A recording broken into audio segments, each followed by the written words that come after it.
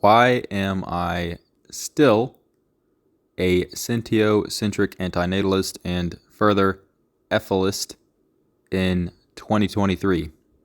Long story short, a gist, off-the-cuff, summary overview. It is simply what I understand as the truth, and as much as I would often like to believe otherwise, I cannot.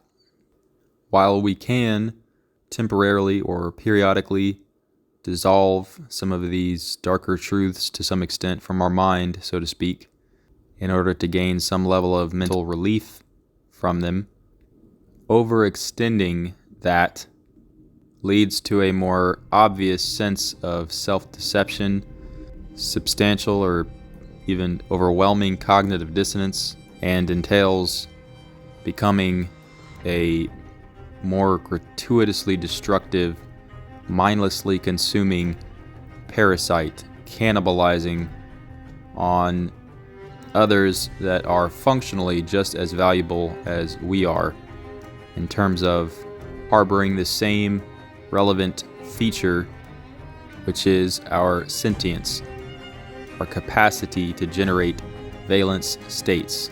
We are sentient first and foremost, and on top of that, have evolved so-called sapient capacities, i.e. basically the so-called higher order cognitive executive functions associated with our prefrontal cortex and so on. The latter enables us to analyze properties of the former.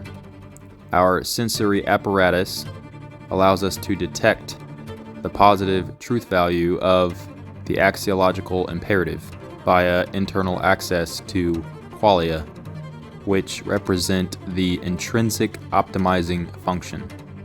The inherently prioritized urgency of the affective valence or value states is experimentally self-evident within the domain of consciousness.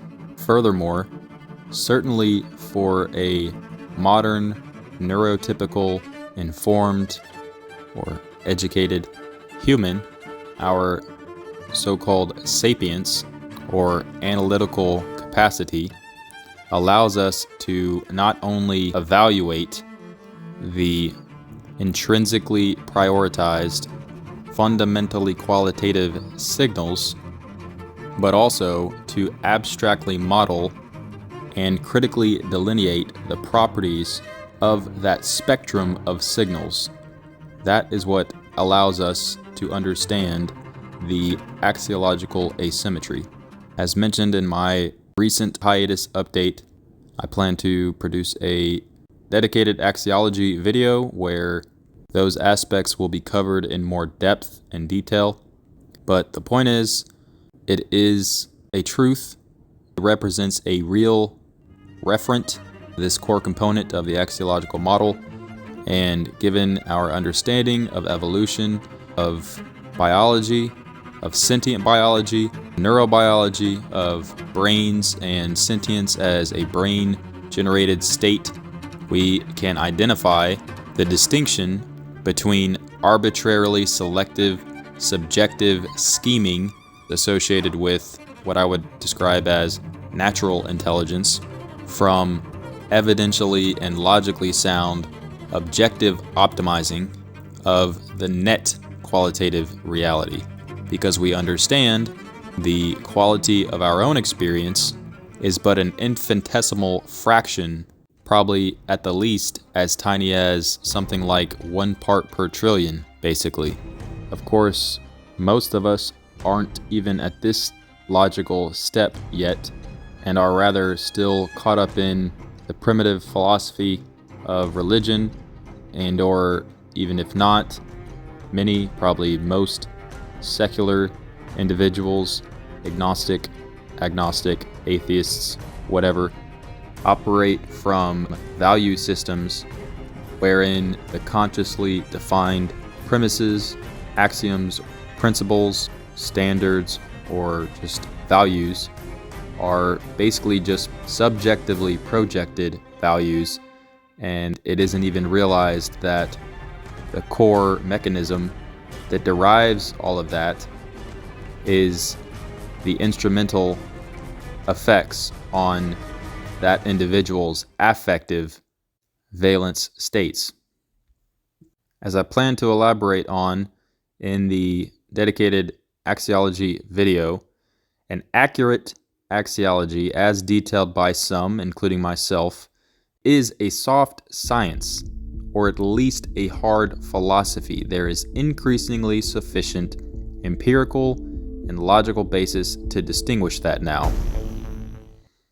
Many understand or would describe that we should, in science, believe logic and arguments carefully drawn and not authorities, but I would expand and revise that to highlight that rather than framing it as we should or shouldn't believe something, it's simply that we should consider carefully drawn, logically sound, evidentially supported arguments, expose them to dissent among the hardest of evidential and logical challenges, observe, hypothesize, measure, model, experiment, trial, test, analyze, replicate, synthesize, repeat, etc. Some seem to believe that the predominant problem is the average person's intellectual, analytical, or scientific proficiency, and too many people are dumbed down by archaic dark age cults of fiction, religion, and cannot grasp basic logic or use critical thinking skills. And indeed, that is an elephant in the room. Religion regressively breaks the integrity of our so-called higher order cognitive function of, again, for a modern neurotypical human brain as an otherwise potentially reliable information processing device. Religion destroys the integrity of cognitive processes that are key to sound evaluative thinking, accuracy approaching approximation, analysis, and associated action. There is no reasonably refutable doubt about this. Religion equates to real brain rot. And like others, I was once infected by that syndrome. Fortunately, it was never intense enough or had fully penetrated my mindware, so to say, to the point of no return. So I was able to McAfee that shit. Many are indoctrinated from sheer force of the programming that is imposed upon us by parents and our surrounding socio-cultural environmental milieu as we were in our formative or critical years of development prior to the full cultivation or even anything close to the full cultivation of our ability to understand principles of intellectual honesty, of slow versus fast thinking, i.e. basically as described by Daniel Kahneman in his book of that title. But even when we are able to overcome it, or if we sense some friction here and there, such shattering is not a comfortable or fun process or something we'll be naturally inclined to do. Then again, which some people might fail to realize earlier on, it can liberate our mind from the inevitable, I would argue, uninvited cognitive dissonance in the future face of conflicting evidence and logic otherwise. So while it can present a challenge and, our own individual condition of comfort is among the key drivers of continued cognitive self-deception, many variables can factor in to the end result for an individual and the end variety of religious persistence versus religious clearance among people generally. The span of causal deterministic variables is a behemoth, a span of diverse variables that factor in to what we become. But while we do lack complete information, using the scientific methodology, patiently working to optimize our capacity to reliably operate more often than not from a basis of intellectual honesty, of healthy, sound skepticism, rather than basically toxic, corrupt, or selectively applied skepticism for convenience, for instance, etc. That, and again, as I've noted before, familiarization, understanding, monitoring, and management of cognitive distortions, which pertain to emotive and cognitive processes, as well as cognitive biases and logical fallacies, and a type of fallibilistic probabilism. While an imperfect toolset does empower us to become more functional than not over time, more often than not. Of course, there are countless other arguments that I've come to understand and that I could list. Imposition argument, lack of consent, just as a practical matter, the fact that we're not even close, even if I were, which I do not, but even if I were to believe that there's some type of positive axiological asymmetry or some type of more ambiguous span to the spectrum, that it isn't definitively negative, overwhelmingly so. Clearly, the state of the world and our unstable patterns of activity across civilization entail a reality that isn't remotely close to something I could possibly, with sufficient intellectually honest confidence, bring a sentient being into without feeling guilty and without cognitively understanding that it is in fact unethical to do so. The unpredictability and lack of control over all the variables that could potentially impart harm to the sentient being that I would hypothetically bring into existence are a couple of other unreconcilable primary problems. But again, as a relatively off-the-cuff gist of why, that is why. Problems will always persist as long as sentience persists. The latter is the sole source of any and every concept of the former. Given that fact, it's obvious that humans present no more than a minor fraction of the entire problem here.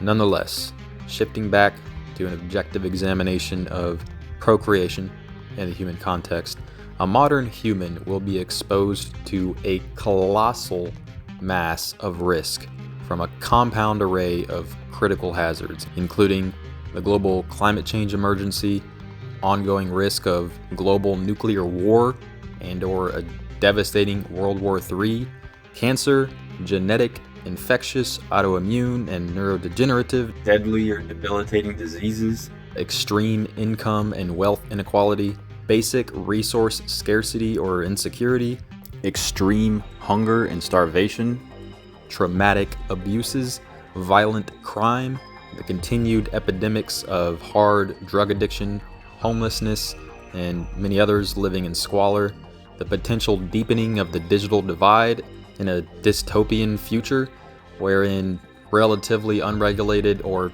hastily expedited advances in AI have led to significantly more socioeconomic inequity through an even wider than ever knowledge gap and power concentration in the uppermost tiers of the workforce and society at large, a number of long since increasing threats to civil liberties, biosecurity accidents, and the threat of bioterrorism, a cybersecurity crisis, natural disasters, unplanned, unintentional, unlucky physical injuries, impairments, and deaths, persistent, prolonged, and/or intense psychological distress and behavioral despair or turmoil, i.e., in more causal deterministic terms, mindware malfunctions and interactive dysfunctionality, but as more commonly called, mental and behavioral health challenges, or something like that. The list runs on and on. Despite this reality, ignorance, selfishness, and unintelligent forces largely still reign across our species.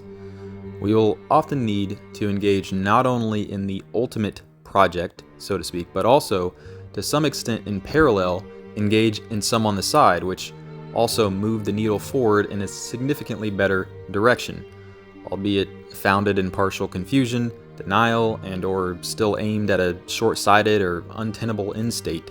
all the while applying ourselves to bring others to this more complete understanding and vision. In the meantime, if humanity is to perpetuate into the future, which it evidently continues to do and thus probably will for some unknown period of time, most comprehensively addressing and mitigating this inane mass of inherently idiotic and unresolvable, but at least reducible risks for a relatively more secure, resilient, accommodating future will require us to actively participate in helping each other foster a collective, coordinated effort involving individuals, communities, and governments. The available influence potential absolutely extends through we the people, who B.F. Skinner and others have described as constituting the fourth estate, and community actions. But to some extent, it also involves a recognition of the role played by business and industry sectors in their capacity to drive significant impact on these issues as well. Among the other primary vehicles, culture serves as a fundamental driver for change, shaping our shared values, perceptions, and narratives through our expressions, interactions, and associated sociocultural memes and media. While technically, the only direct avenue through which we decidedly impact culture does involve other people, again, it nonetheless represents another primary mode of influence that most everyone has at their disposal, albeit to some variable extent, to contributively work towards producing a better reality. Through cultural memes, conversations, art, and various forms of expression, individuals can contribute to constructing a better world. Reiterating, expanding a bit, and clarifying with a few general examples now. Again, if anything, we can do this simply through conversations with others, which continually reinforce or redefine what is socially perceived as acceptable or entertaining, worthy of discussion, praise and blame, etc., as well as through our daily behaviors, everyday expressions, and production of content to be consumed by others of, say, conscious hip-hop or other musically merged messaging, culturally critical comedy, satirical but scrupulous and pertinent political commentary, conscientiously crafted class conflict cartoons, or other socially conscious art that we create. Extending now as to why EFILism, again, affect alone distinctly entails the only effect that inherently demands optimizing. Any event that causes an effect on affect is logically implicated as fundamentally affecting the quality of the universe itself. For we are not separate from, we are part of the universe. Indeed, this is the only relevant, intelligible way to fundamentally degrade or optimize reality. And the wild, unchecked, logically blind, ignorant forces of nature, evolution, etc., translate to unimaginable magnitudes of degradation every day. And while there is practically prudent basis to ensuring we preserve or uphold the social contract as an essential element or premise of civilization itself, even in an objective sense, for the fact that failing to do so would entail instrumentally negative value probabilistically. While that is the case in the human context, in the context of non-human animals, there is no complex, conscious sense of agency or autonomy in the way humans experience that. So it's all the more obvious that combining the facts of how absurdly overwhelming the deficit is, the net qualitative reality with humans out of the image just concerning non-human animals, it's immensely negatively asymmetric. But further, there isn't even any complex, consciously projected memes, so to speak, or sense of some mid to long-term future that the animals are working towards or are in pursuit of. They're operating in more of a short scope, desperate, moment-by-moment survival game, more or less, as more basically totally enveloped by the enslavement to the DNA demands, which are irrational, arbitrary, and, as we observe, happen to result in catastrophically destructive effects. So, absolutely, I'm against deliberately maximized breeding of animals, as is the case most notably with industrial animal agriculture, factory farming, and so on. But wild animal suffering is at such an inconceivably wide scale and depth for no intelligently designed objective, purpose, or compensating utility, function, productive, absolute positive value, or anything. Thus, EFILism. So that's a non-exhaustive gist of why.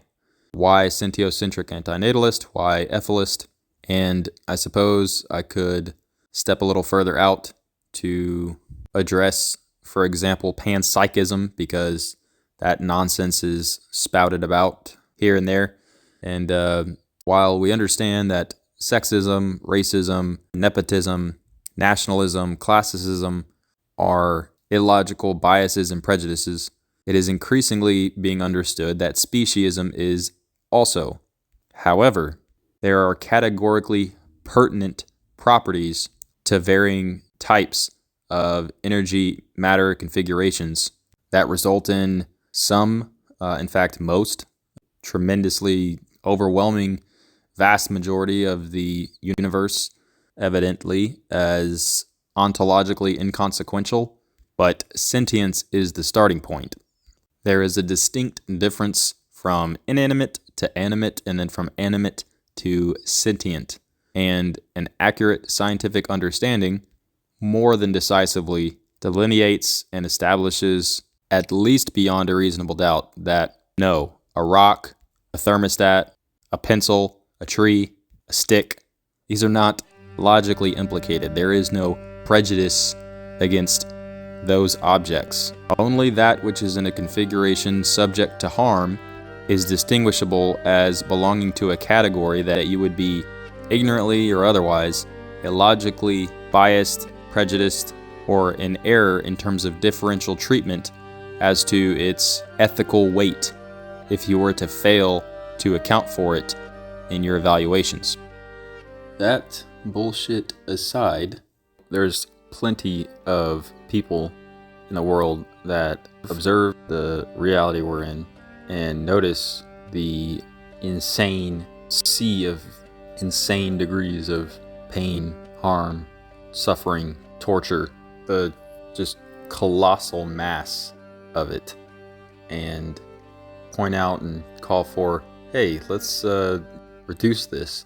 And EFILism entails the most intellectually honest, rigorous, simply the most sober, sound, accurate model for understanding the vital truths. It's an uncompromising diagnosis and description of the root cause of all problems, and prescription as to the only ultimate aim that we can objectively target, which entails sentience, exit stage left, right? Preferably a graceful exit, but while, yes, there is a variable degree of minimizing suffering that is better than the alternative greater degrees of degradation, and we can join forces here and there with others that are targeting that negative utilitarian type ethical effort.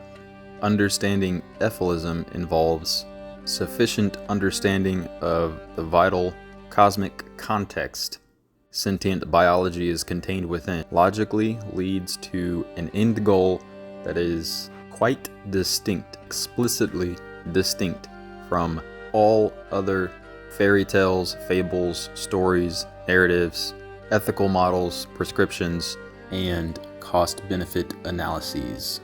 So we'll end it there for now. Thanks for your time.